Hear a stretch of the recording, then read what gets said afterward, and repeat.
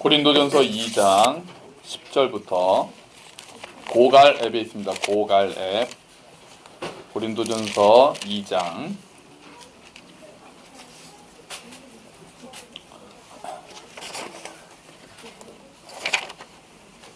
고린도전서 2장 10절부터 15절까지 말씀입니다.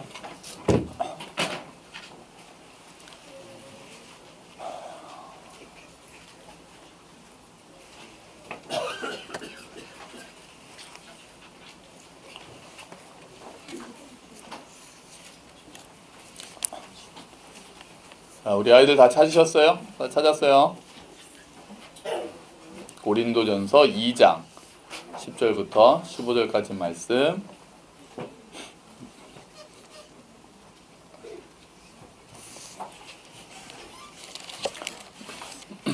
내용이 조금 어렵고 조금 길기도 하고요. 내용이 좀 어렵습니다. 그래서 우리가 좀 찬찬히 우리가 한번 읽어봐야 되겠네요.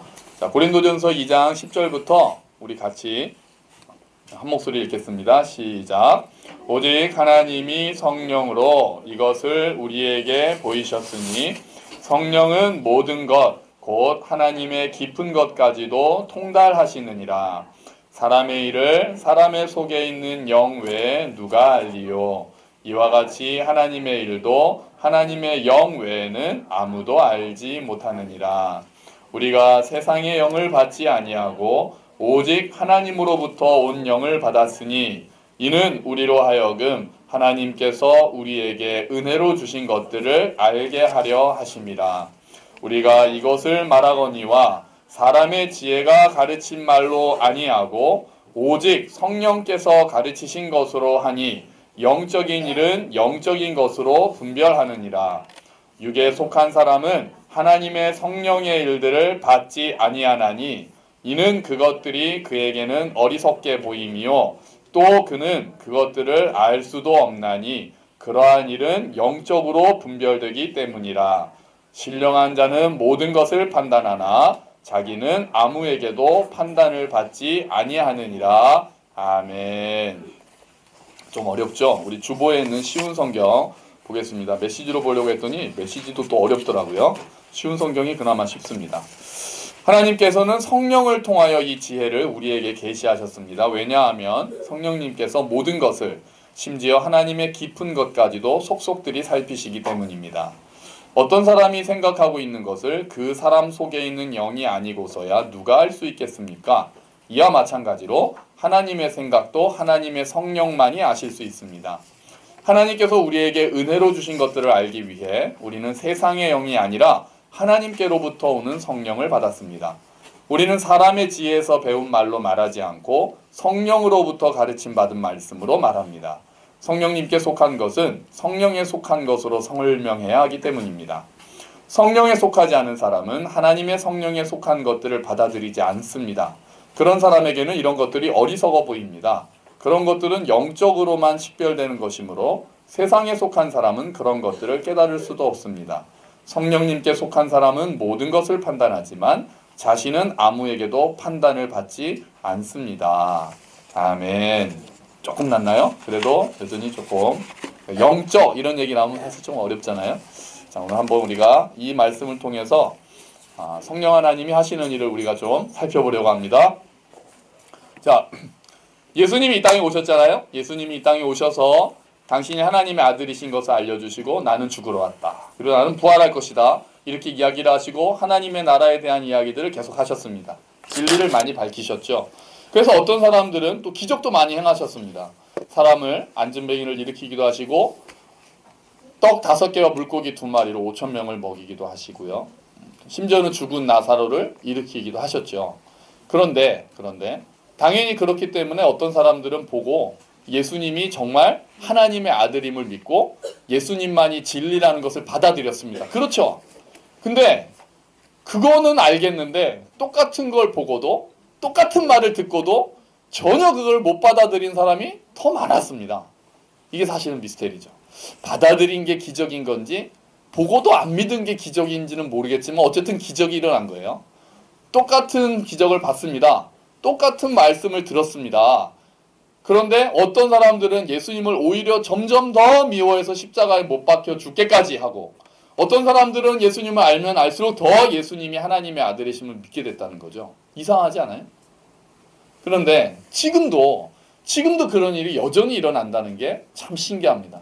똑같은 세상을 보면서 어떤 사람들은 그러니까 하나님이 계셔라고 얘기합니다. 어떤 사람은 그러니까 하나님이 안 계셔 이렇게 이야기를 합니다.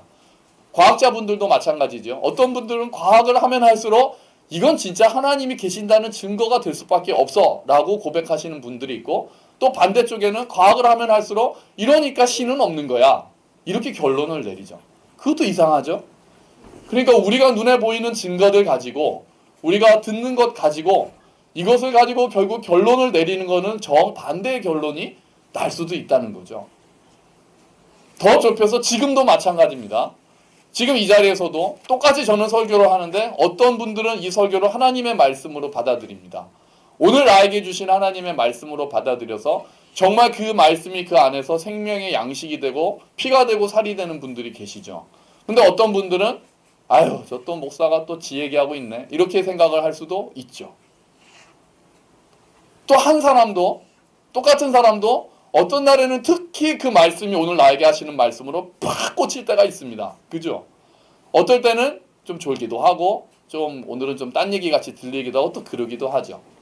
자, 똑같은 말씀을 선포를 하고 성경책을 읽을 때도 마찬가지예요. 지금 우리 성경 일독 프로젝트 점점 까매지고 있습니다. 성경 일독 프로젝트 하고 있는데 어떤 분은 성경을 읽고 아침 묵상을 하면 그것이 오늘 나에게 주신 하나님의 말씀이라고 해서 그 말씀을 통해서 어쩔 때는 책망을 받기도 하고, 어떨 때는 그 말씀을 통해서 막 깊은 위로를 받기도 하고, 야 맞아 바로 내 얘기네 라고 감탄하기도 하고, 근데 어떤 분들은 이거는 검은 거는 글자고 하얀 거는 종이고, 아이고 똑같은 얘기는 왜 이렇게 많이 나오고, 아브라함이 이삭을 낳고 이삭이 야곱을 낳고 뭘 그렇게 낳고 또 낳고 뭔 얘기인지도 모르겠고, 지금 뭐 몇천 년 전에 이스라엘 얘기인데 왜 지금 이 시대에 사는 이 과학 시대에 한국 사람이 이걸 왜 읽고 있어야 되는지도 모르겠고 그렇게 되기도 하죠.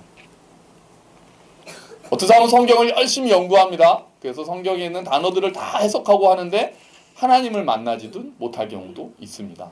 그러면 성경을 우리가 똑같이 설교를 듣고 하나님의 말씀을 듣고 성경을 읽을 때도 그 말씀이 정말 살아계신 말씀으로 우리를 인도하기 위해서는 뭔가가 더 필요하다는 이야기가 되는 거예요. 이 객관적인 성경에, 이 기록된 성경이 정말 하나님의 말씀이어서 그냥 이게 객관적으로 누구나 읽으면 이게 하나님의 말씀이 되는 건 아니라는 것 같다는 거죠. 그러니까 성경만 읽으면 다 예수를 믿을 것 같으면 지금 예수 안 믿는 사람이 어디 있겠어요. 성경 한 번도 안 읽은 사람이 별로 있겠습니까? 그런데 그렇지가 않다는 거예요. 객관적인 하나님의 말씀이 주어져도 그 말씀의 진리가 되고 그 말씀이 나를 살아있는 예수 그리스도라는 살아있는 말씀으로 인도하기 위해서는 또 무엇인가가 한 번 더 있어야 되는 것 같다는 거죠. 그것이 바로 성령 하나님의 역할이 되는 거예요. 그래서 성경과 성령이 함께 있어야 되는 거예요. 우리의 삶이 변하고 우리가 진리를 깨닫고 그 진리에 우리 삶을 던지고 그 진리로부터 힘을 얻기 위해서는 이 객관적인 이 텍스트가 힘이 있는 게 아닌 거죠. 이건 그냥 글자죠. 이건 그냥 책이죠. 문학 작품으로도 읽을 수 있어요. 그냥 시로 읽을 수도 있어요.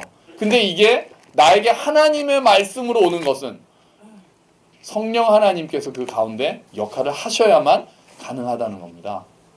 그래서 오늘 우리가 읽은 본문은 하나님의 말씀, 하나님의 진리와 관련해서 성령 하나님이 어떠한 과정을 통해서 우리에게 전달해 주시는지를 우리가 볼 수가 있어요. 자, 첫 번째 볼게요. 자, 우리 10절 볼까요? 다시 10절 보시면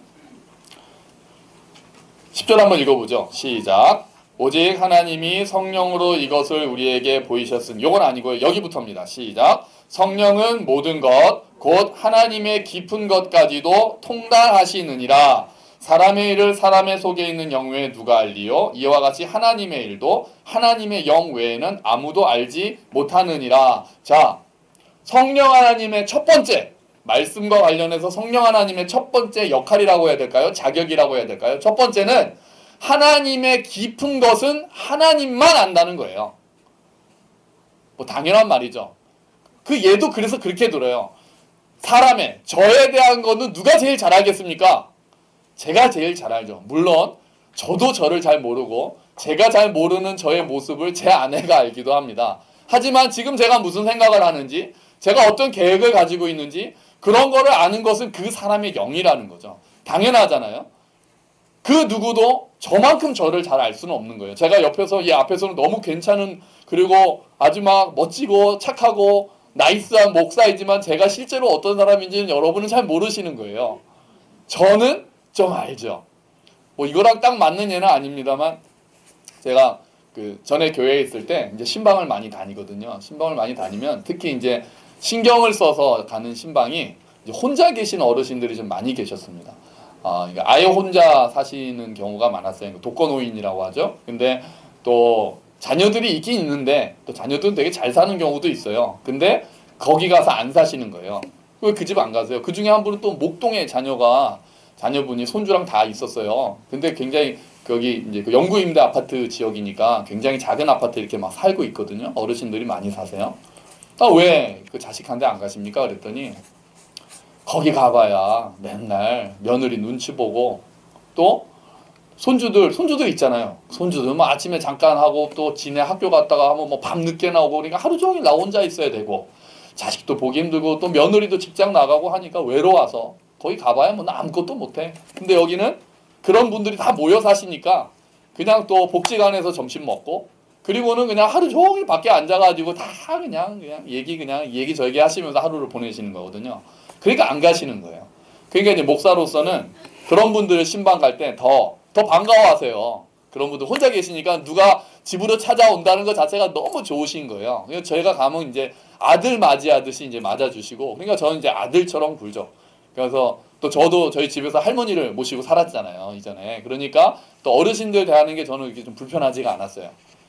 다 잘 알아들어요. 특히 막 경상도 사투리 억세신 분이 한 분 계셔서 저는 알아듣거든요. 근데 다른 목회자들은 못 알아들었어요. 가면 무슨 말을 하자고 하시는데 저는 옆에서 이렇게 통역이 가능한 거예요. 저 할머니 이렇게 그래서 좀 그 대구 사투리를 많이 들어서. 근데 한 분 권사님인데 제가 가면은 커피를 타주세요. 꼭 커피를 타주시면은 저 그런 거 있잖아요. 그게 진짜 커피가 맛있어서가 아니라 또 제가 립 서비스 아유 권사님 타주시는 커피가 정말 맛있어요. 맨날 이런 거 하면서 먹는 거예요. 그러면 아유 그래요 막 다 그런 거 좋아하시잖아요. 어르신들은 아유 내가 타주는 커피가 제일 맛있지 그러면 그럼요. 딴 데 가면 이거 못 먹어야 달달하니 너무 좋네. 맨날 그러거든요. 그런데 그 다음에 갔더니 또 아유 뭐 우리 목사님 오셨네 그러면서 커피 타줘야지. 그러니까 제가 그 달달한 커피를 좋아해서 그게 달달한 커피 좋다고 한 게 아니잖아요. 근데 이게 타시는 걸 제가 옆에서 딱 보고 있었는데 그 믹스를 2개를 뜯으시더라고요. 그리고 그걸 한 컵에 다 넣고 설탕을 2숟갈을 더 넣는 거예요. 그리고 아유 우리 목사님 단 거 좋아하신댔지 그러면서 설탕을 그러니까 제가 보고 있었어요. 그걸. 그래서 커피 믹스 2봉지도 많잖아요. 한 번에 2봉지 다 먹으면 그 큰 머그잔에다 그렇게 한 다음에 설탕을 2스푼 넣어서 확 저어서 주시는데 못 먹겠더라고요. 내가 닝닝해가지고. 근데 그걸 못 먹으면 되나요? 역시 맛있네 우리 권사님. 제 속은 모르시고 갈 때마다 그렇게 타주세요. 믹스 2봉지에 티스푼은 아니었던 것 같아요. 밥숟가락으로 설탕 2숟갈 달달하게. 제 속을 누가 알겠습니까? 저만 알죠. 그러니까 그분은 모르시는 거예요. 뭐 하나님이 설탕 좋아하시는지는 모르겠지만 자, 제가 무엇을 좋아하는지 제가 진짜로 무엇을 좋아하는지 이거를 서로 모르니까 맨날 오해가 생기고 내 마음 왜 이렇게 몰라 뭐 그렇게 같이 오래 살았는데도 아직도 날 몰라 뭐 내 자식 내가 낳은 자식인데도 속을 모르겠네 이런 얘기 자꾸 하잖아요 우리가. 그러니까 어떤 사람의 가장 깊은 것은 그 사람만 안다. 이걸 그 사람의 깊은 영혼이라고 표현을 한 거죠. 마찬가지로 하물며 하나님의 깊은 것은 하나님의 영만 안다는 거예요. 우리가 지지난주에 하나님의 계시에 대해서 하면서 내 생각은 너희의 생각과 다르다. 나의 길은 너희의 길과 다르다. 그렇게 배웠잖아요. 마찬가지죠. 그러니까 하나님의 생각을 우리 인간이 알 수는 없다는 거예요. 하나님이 하신 깊은 그 신비는 우리는 전혀 알 수가 없어요. 근데 그 하나님의 깊은 것을 다 아시는 분이 한 분 계시니 그분이 바로 하나님의 영, 성령 하나님만 하나님의 깊은 것까지 다 통달하신다는 거예요. 그거를 인간의 예로 들어서 너무 쉽게 설명해 주는 거죠. 너의 깊은 것도 너만 알잖니? 마찬가지야. 하나님의 깊은 것은 하나님만 아시는 거야. 그러므로 말씀에 관한 한 성령 하나님의 첫 번째는 성부 하나님, 하나님의 깊은 것을 다 아신다는 거예요. 그러므로 그것을 다 표현하실 자격은 성령 하나님한테만 있다는 거예요. 성령 하나님한테만. 그리고 나서 이제 2단계로 넘어가는 거죠. 2단계는 뭡니까? 이제 10절, 아까 읽었던 앞부분이요. 10절 읽어보겠습니다. 시작. 오직 하나님이 성령으로 이것을 우리에게 보이셨으니. 자, 그 다음에 12절이요. 시작. 우리가 세상의 영을 받지 아니하고 오직 하나님으로부터 온 영을 받았으니 이는 우리로 하여금 하나님께서 우리에게 은혜로 주신 것들을 알게 하려 하심이라. 퀴즈. 여기서 우리가 누굴까요? 하나님이 성령으로 이것을 우리에게 보이셨다. 우리가 세상의 영을 받지 아니하고 오직 하나님으로부터 온 영을 받았으니 이는 우리로 하여금 하나님께서 우리에게 은혜로 주신 것들을 알게 하신다. 여기서 우리는 사도들입니다. 바울이에요, 바울. 지금 우리를 이야기하는 것보다도 이것을 전하고 있는 지금 사도들을 가리키는 거예요. 그러니까 하나님의 깊은 것을 누가 알려줬다고요? 성령 하나님께서 누구한테요? 사도들한테 알려줬다는 거예요. 바울을 비롯한 또는 구약에서는 누구겠습니까? 선지자들. 선지자나 사도들에게 그것을 알려줬다는 거예요. 성령 하나님만이 그러실 수가 있죠. 다 아시니까. 다 아시는 분이 성령 하나님이시니까 그 성령 하나님만이 다른 사람들에게 알릴 수 있는 자격이 된다는 거예요. 아까 제가 말씀드렸던 그 권사님, 그 권사님은 제가 믹스커피 2봉지 플러스 설탕 2숟갈을 좋아한다라고 잘못 알고 계셨어요. 그러니까 그분이 나가서 막 전달하셨으면 어쩔 뻔했습니까? 노인정이라도 가셔서 아이고 우리 교회 장영기 목사님은 커피는 꼭 믹스 봉지 2개에 설탕 2숟갈을 너무너무 좋아하셔. 저는 아닌데. 그렇게 잘못 알고 계신 분은 그렇게 얘기하시면 안 되잖아요. 그러니까 성령 하나님은 제대로 알고 계시기 때문에 성령 하나님은 이제 사도들에게 하나님의 깊은 것, 근데 특히 뭐라 그래요? 12절에 보니까 뭐를 알려준다고요? 우리에게 은혜로 주신 것을 알게 하신다는 거예요. 하나님의 깊은 것을 아시는 성령 하나님이 사도들에게 하나님이 은혜로 사도들에게 무엇을 줬는지를 알게 깨우쳐 주셨다는 거예요. 그럼 하나님이 은혜로 주신 게 뭔데요? 하나님이 은혜로 주신 것들이 무엇이길래 성령님이 그것을 깨닫게 하셨다는 겁니까? 특별히 뭐겠습니까? 예수 십자가라는 거예요. 복음, 예수 그리스도, 예수 그리스도가 하나님의 아들이신 것, 십자가를 통해서 우리가 구원받는 것, 그런 것들을 성령 하나님이 사도들에게 제대로 전달해 주셨다는 거예요. 그게 2단계인 거죠. 그런 것들 모두 하나님의 마음속에 있던 인간을 사랑하신 하나님의 마음, 죄에 빠진 인간을 어떻게 하면 구원할 수 있는지 하나님의 그 오묘한 계획, 그냥 다 죄 없던 걸로 하자 이렇게 할 수도 없고, 그렇다고 다 벌할 수도 없고, 사랑과 정의, 평화와 공의 이런 것들을 다 만족시킬 수 있는 신비한 방법, 그것을 알고 계신 분도 성령 하나님이시고 그 계획의 일환으로 예수님이 오셨다는 것, 그래서 예수님을 이제 그 예수님의 십자가 대속적 죽음과 부활을 믿는 자는 하나님의 구원을 받는다는 진리, 하나님의 사랑, 자기 아들을 십자가에 내어주시기까지 우리를 사랑하신 하나님의 사랑, 그 은혜를 주신 진리, 평화, 안식, 이런 것들을 성령 하나님이 사도들에게 전달해 주신 거예요. 은혜로 주신 것들을 깨닫게 하신 거예요. 그게 2단계예요. 하나님으로부터 사도들에게 간 거죠. 그러면 3단계가 있겠죠. 그게 다음이에요. 13절. 13절 같이 읽어보겠습니다. 시작.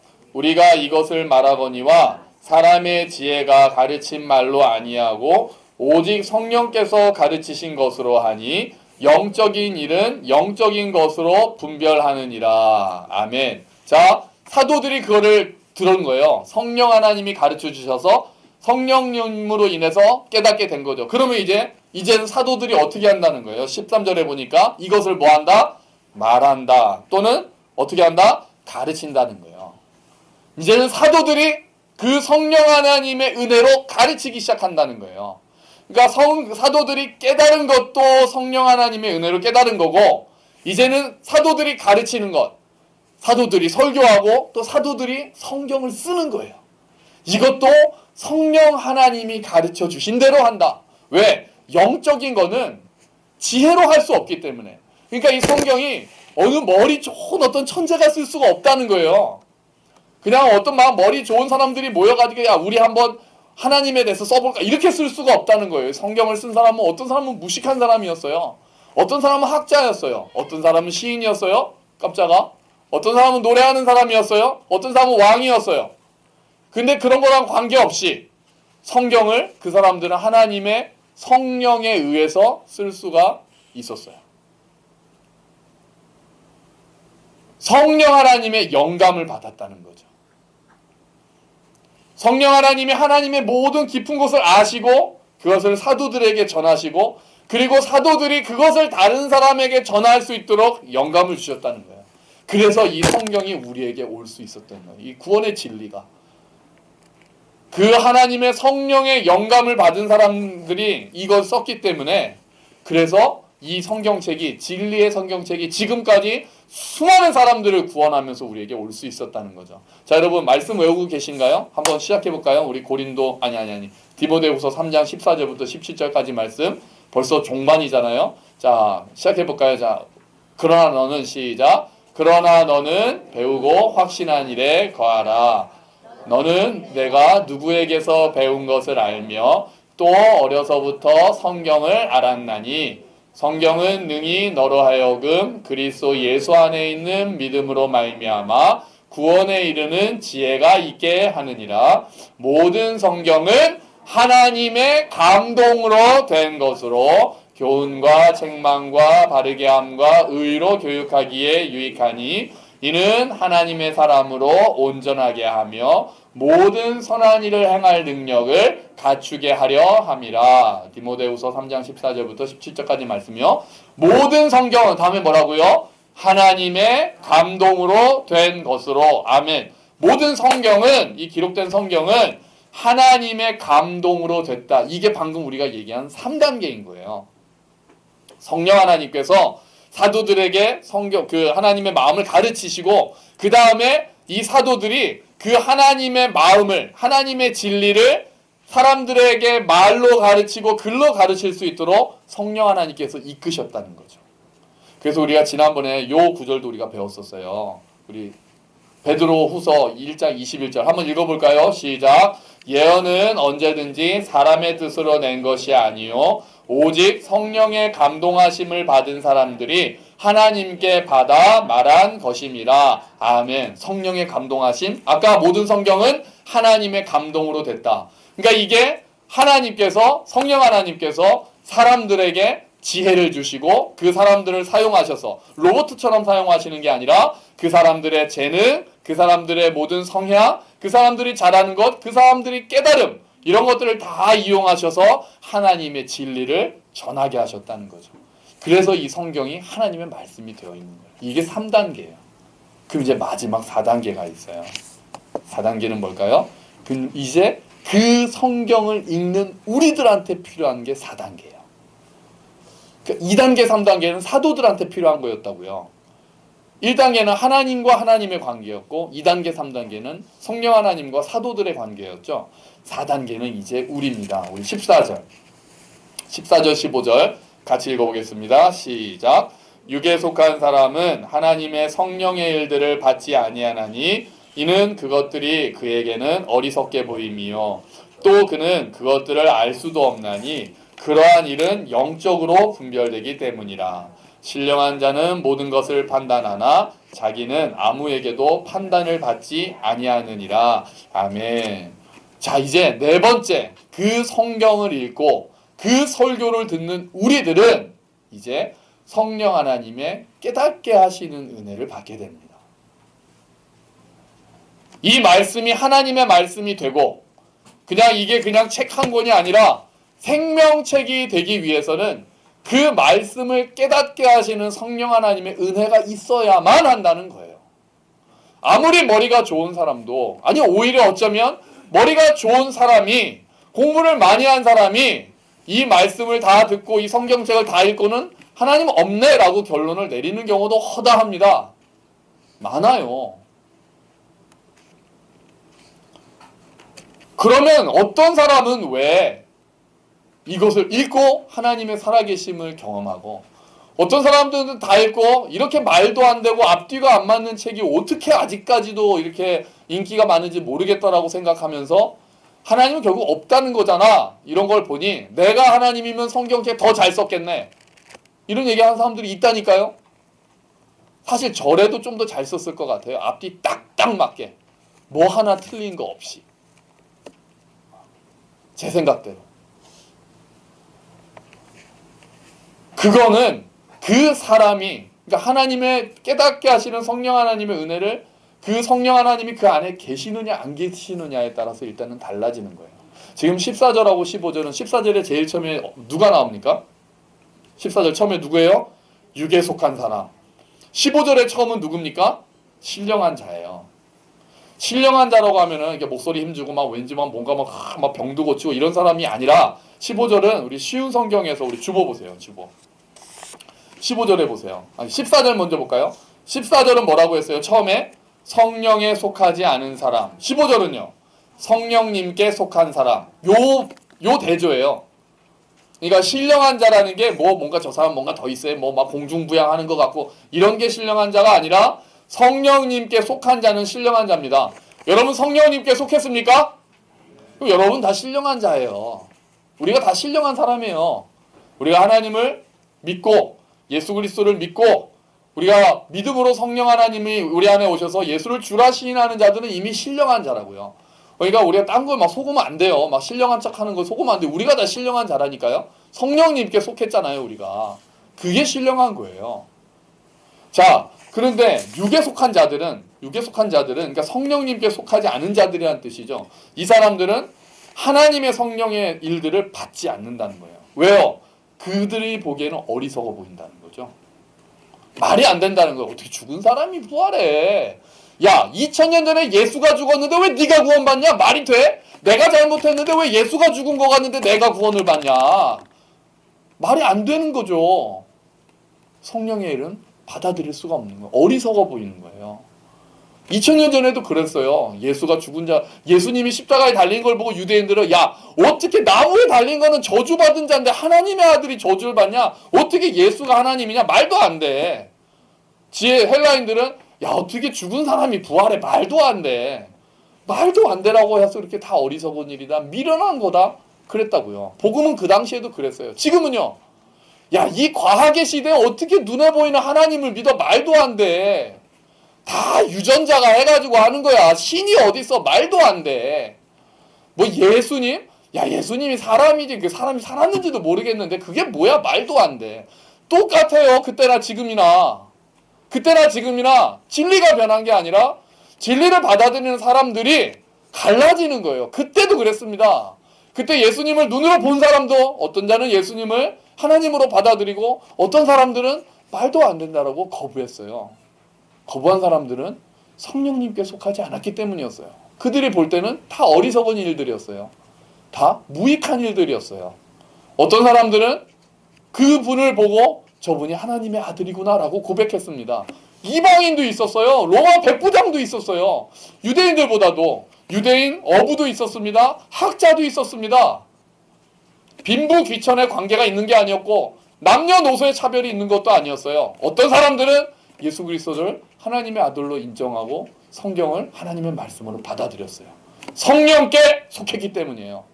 지금도 마찬가지. 남녀노소 빈부귀천 지식의 고하를 막느라고 어떤 사람들은 아무리 설교를 듣고 아무리 성경을 읽어도 믿지를 않아요. 증거를 또 달라고 그래요. 하나님 있으면 증거를 달라고 그래요. 더 달라고 그래요. 그들은 성령께 속하지 않은 거예요. 진리의 성령 하나님에 속해 있는 자는, 그 안에 살아계신 성령님이 내주하고 있는 자는 이 말씀 하나하나가 하나님의 말씀이 돼요. 목사가 하는 말 하나하나도 나에게 주시는 하나님의 말씀이 돼요. 그냥 남 얘기가 아니에요. 아침 묵상 한 구절 때문에 하루 종일 마음이 심란하기도 해요. 오늘 주신 말씀 때문에 마음이 무거워지기도 해요.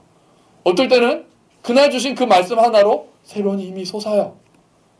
어떨 때는 위로가 돼요. 하나님이 내 마음을 아셨구나. 야, 어떻게 쪽지게처럼 내 마음을 이렇게 알고 계셨을까? 감탄하기도 해요.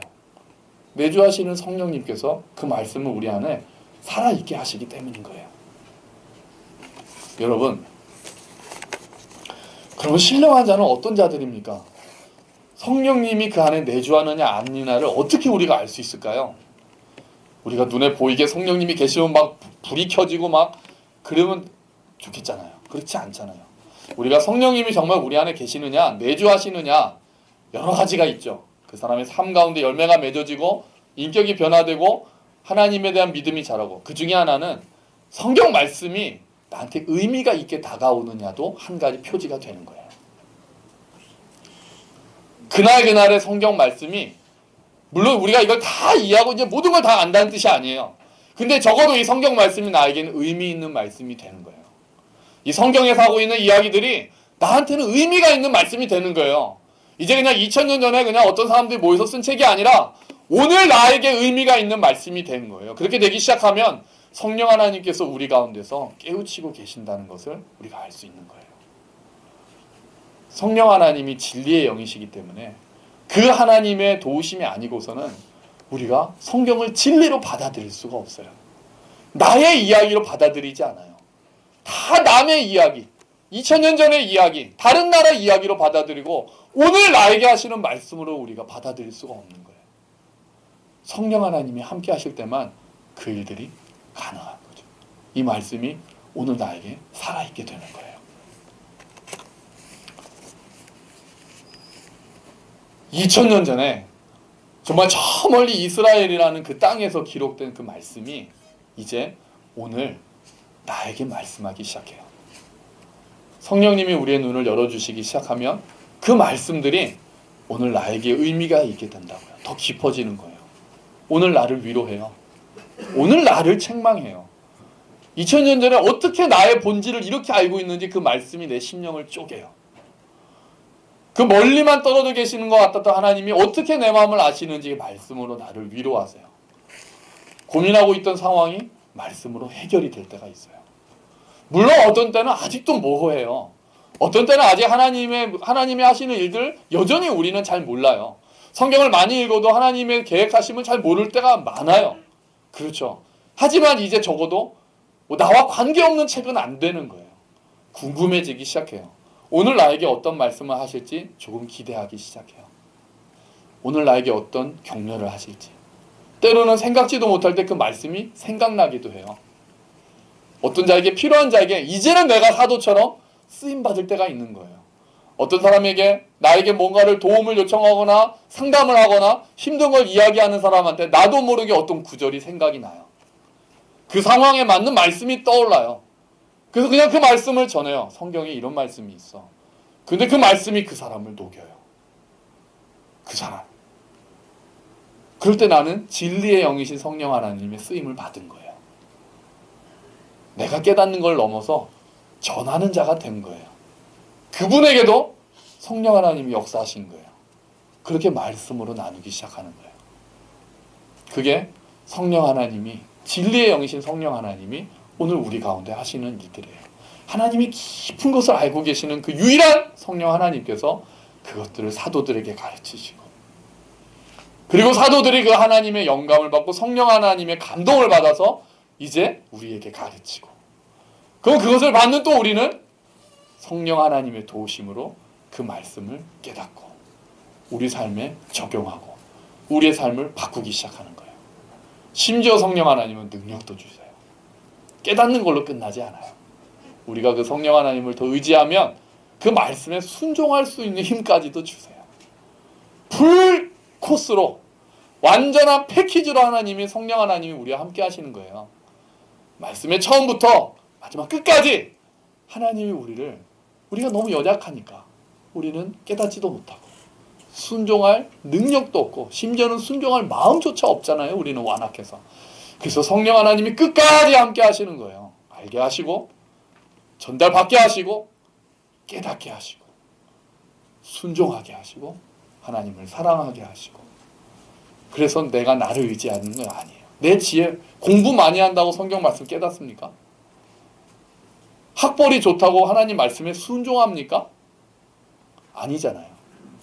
성령 하나님께 순종하는 자들이 지혜로운 자들이 되잖아요. 성령 하나님께 순종하는 자들이 예수님을 닮아가잖아요. 진리의 영이신 성령 하나님은 그렇게 우리를 이끌어 가시는 거예요. 그러므로 우리가 말씀을 이야기를 할 때 성경책 주면서 성경 읽어봐 이거를 넘어서 꼭 기도해야 돼요. 그래서 성경은 기도하며 읽는 책이 돼야 돼요. 하나님 오늘 이 말씀을 통해서 나에게 말씀해 주십시오. 우리가 누구에게 성경책을 사주거나 누구에게 우리가 전도하고 싶은 사람들이 있잖아요. 말씀을 할 때 하나님 이 말씀을 사용하셔서 저 심령을 열어주십시오. 눈을 열어주십시오. 꼭 기도해야만 하는 책이 되는 거예요. 우리가 기도하지 않으면 성령님을 의지하지 않으면 우리의 힘으로 뭔가를 하려고 해가지고는 그 말씀이 나에게 지식으로만 쌓일 수가 있어요. 그 지식은 많은데 하나님을 사랑하지 않는 사람이 생길 수 있는 거예요. 성경은 빠삭한데 이웃을 사랑하지 않는 사람이 될 수 있는 거예요. 그게 얼마나 큰 비극입니까? 그러면 안 되잖아요. 그래서 성경은 기도하며 읽어야 되는 거예요. 기도하면서. 여러분 아이들 이거 같이 하시나요? 아이들을 위해서 여러분 기도하셔야 돼요. 하나님 우리 아이들이 성경을 보고 진리의 영이신 성령 하나님이 우리 아이들의 눈을 열어주십시오. 우리의 마음을 열어주십시오. 그렇게 기도하셔야만 하는 거예요. 이 말씀이 살아있는 말씀이 되어 우리에게 올 수 있도록 주님 도와주십시오. 때로는 눈물을 뚝뚝 흘릴 수가 있죠. 때로는 너무 좋아서 기뻐서 막 웃을 수가 있어요. 어떨 땐 너무 좋아서 누구에게 전하지 않고는 못 베길 때도 있어요. 어떨 땐 충격을 받고 무릎 꿇고 엎드려요. 어떨 때는 다른 사람을 향한 하나님의 마음이 내 안에 막 들어올 때도 있어요. 그리고 어떤 말씀을 보면 다른 사람이 생각날 때도 있어요. 아, 이 말씀은 꼭 누구에게 필요한 말씀인데 설교를 듣다가도 어떤 사람이 생각날 때가 있어요. 이 말씀은 꼭 그 사람에게 전해주고 싶은데 그럴 때 순종하는 거예요. 쓰임 받는 거예요. 진리의 영이신 하나님이 그때 말씀하시는 거니까. 어떤 말씀이 생각나면 순종하는 거예요. 어떤 말씀을 깨달으면 엎드리는 거예요. 그렇게 기도하면서 성경에 다시 나아가는 거죠. 그래서 진리의 영이신 하나님께서 깨닫게 하실수록 말씀의 눈이 열리고 말씀을 알아갈수록 그 깊은 하나님의 마음을 우리가 알 수 있게 되는 거죠. 물론 저도 목사지만 그 정도 수준까지 왔다고 말씀 못 드려요. 끝없이 우리가 나아가야 되는 과정일 겁니다. 그런데 어쨌든 성령 하나님이 우리 안에 있는 자들에게는 말씀이 의미를 가지기 시작한다는 거예요. 궁금해지기 시작하고 하나님이 도대체 뭐라고 이야기했을까? 궁금해지고 오늘 나에게 하시는 말씀은 없을까? 궁금해지는 거예요.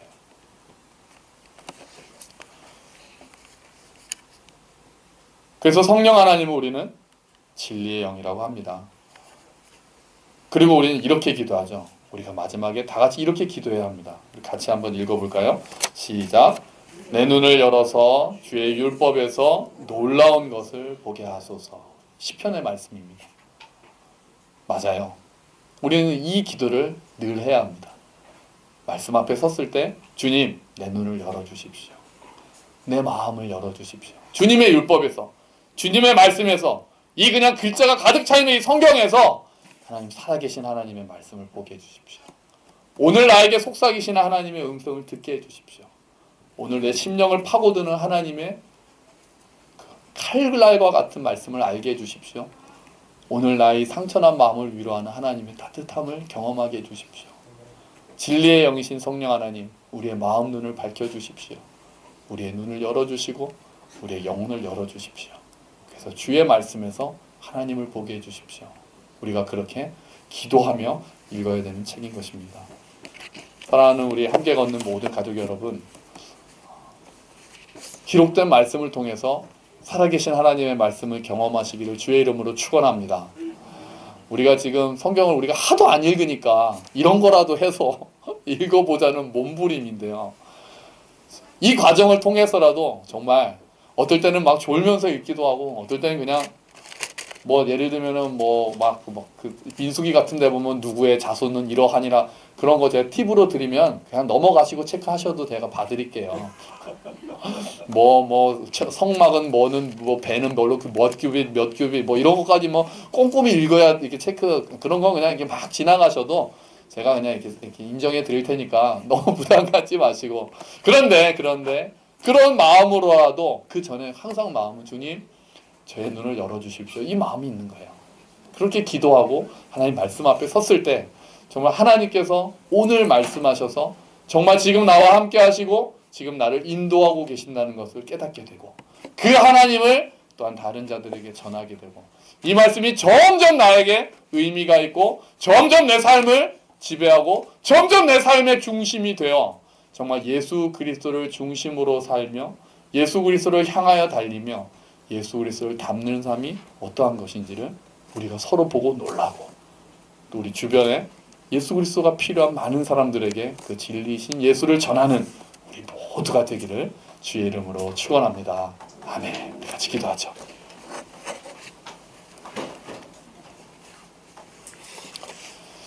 성령 하나님, 우리를 깨닫게 해주십시오. 기록된 말씀 그냥 공부하듯이 읽는 것보다 겸손한 마음으로 읽게 해주십시오. 순종할 수 있는 힘도 주시고 우리로 하여금 하나님의 마음을 깨닫게 해주십시오. 진리의 영이신 성령 하나님, 우리의 눈을 열어서 놀라운 것들을 보게 해주십시오. 우리 함께 기도하며 나아가겠습니다. 기도합시다. 주여 감사합니다.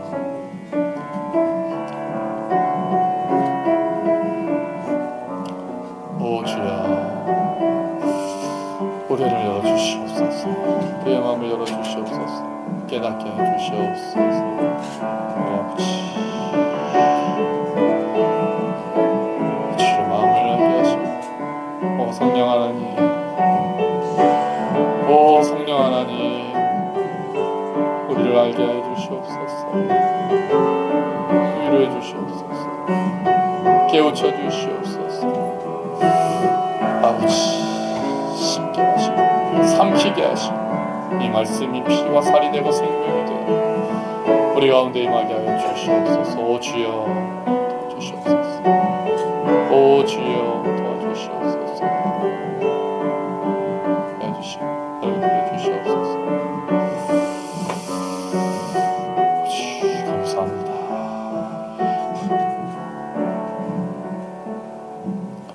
하나님 아버지 감사합니다. 오 진리의 영이신 성령 하나님 우리에게 이 말씀이 전해지게 하시고 우리를 예배하게 하시고 하나님의 말씀을 듣게 하셨습니다. 주님 깨닫게 하여 주시옵소서. 우리가 말씀을 열 때마다 하나님께서 우리에게 하시고 싶어 하시는 그 말씀 우리가 알기를 원하시는 그 하나님의 마음을 알 수 있도록 우리의 눈을 열어 주시옵소서. 우리의 마음을 열어 주시옵소서. 우리의 영을 열어 주셔서 하나님의 말씀이 살아있는 말씀이 되어 우리로 그 말씀에 순종할 수 있는 힘을 주시고 깨달을 수 있는 지혜를 주시고 하나님 사랑할 수 있는 능력 또한 우리에게 허락하여 주시옵소서. 감사합니다. 주님이 모든 말씀 예수 그리스도의 이름으로 기도합니다. 아멘.